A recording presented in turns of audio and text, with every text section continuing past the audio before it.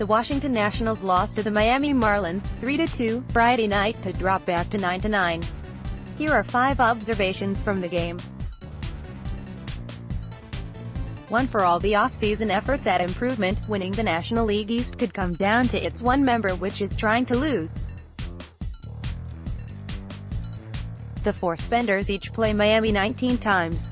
By the end, going 11-8 against the in-the-tank Marlins may become a lamentable part of some teams' 2019 legacy. They either brought in a marquee pitcher, a generational outfielder, or a former MVP third baseman. But they didn't do enough against the Marlins, costing themselves the single-tot playoff spot that emerges from the division. It's a viable storyline to project. The Nationals took their first negative step toward that fate Friday in a 3-2 loss to the Marlins.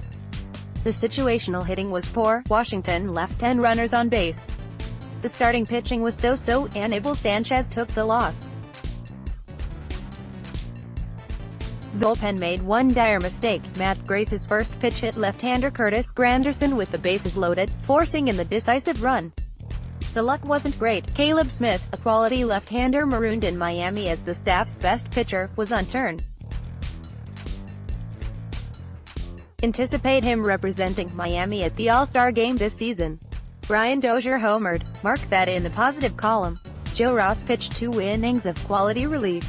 Put him next to Dozier. Otherwise, the loss was sigh-worthy for a team trying to lurch forward, ending its up-and-down run of the first 3 weeks. 2. Another day, another hit for Anthony Rendon. His 6th inning double extended his hitting streak to 17 games, the longest in Major League Baseball this season. It's also an extension of a personal best for Rendon. Rendon's 15 extra base hits in 17 games is a Nationals Expos record. Who is he chasing for the organization's hit streak record? Hall of Famer Heine Manush, who hit safely in 33 consecutive games back in 1933. Manush played for the Senators from 1930 to 1935. He hit .336 when he set the Washington record for consecutive game with a hit. He led the league in triples, 17, and hits, 221, that season. Manush won a batting title in 1925 when he hit .378 for Detroit. Rendon is currently hitting .377 in the opening weeks of the season. 3. Sanchez was okay, not great, not terrible. Just okay. He lasted 5 1/3 innings, allowed 5 hits, 3 earned runs, walked 4 and struck out 6. His ERA is 4.91. Regression for Sanchez this season was expected. His 2.83 ERA in Atlanta last season came strongly against the current of his previous pitching. Sanchez had a 5.67 ERA over the 3 prior seasons. However, this has been a leap back, a full 2 runs in arrears of last season's ERA. More troubling than the ERA is Sanchez's path through lineups. His walk rate is up, his strikeout rate down.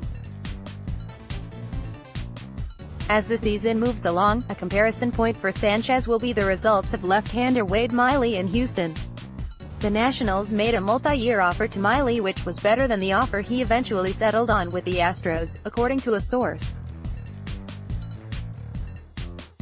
Miley ended up signing for just 1 year in Houston because the free agent market went south, and Washington quickly pivoted to Sanchez. Keeping track of the 2 via ERA plus, which accounts for park factors, during the season will be a fun exercise. Coming into Friday, Miley was by far the better pitcher in that department, 129-95. Another bloated outing from Sanchez only increased that gap. For the Nationals hope to play a different brand of offense this season. They wanted to deploy more athleticism, using speed and contact to produce runs. They took the idea to the extreme Friday. Adam Eaton and Victor Robles both bunted for hits. Eaton scored Washington's first run after reaching base via his drag bunt up the first base line. Robles stole second and ended up on third following his bunt in the same direction in the 3rd inning. Creative work at the plate for both. 5. Another bullpen twist hit Friday. Austin Williams was placed on the 10-day injured list because of a sprained right AC joint. Austin Adams was called up to replace him.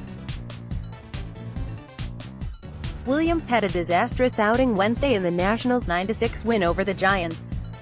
He allowed 4 earned runs on 2 home runs, after the Nationals entered the 9th inning with a 9-2 lead.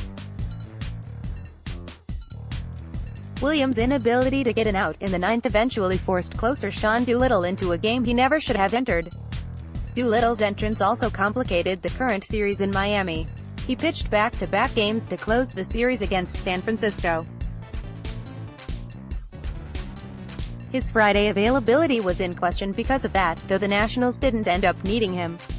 The right-handed Adams, 27, joins the team from AAA Fresno. He struck out 12, allowed a hit and didn't give up an earned run in his 6 innings with the Grizzlies. More Nationals news, let's block ads. Why?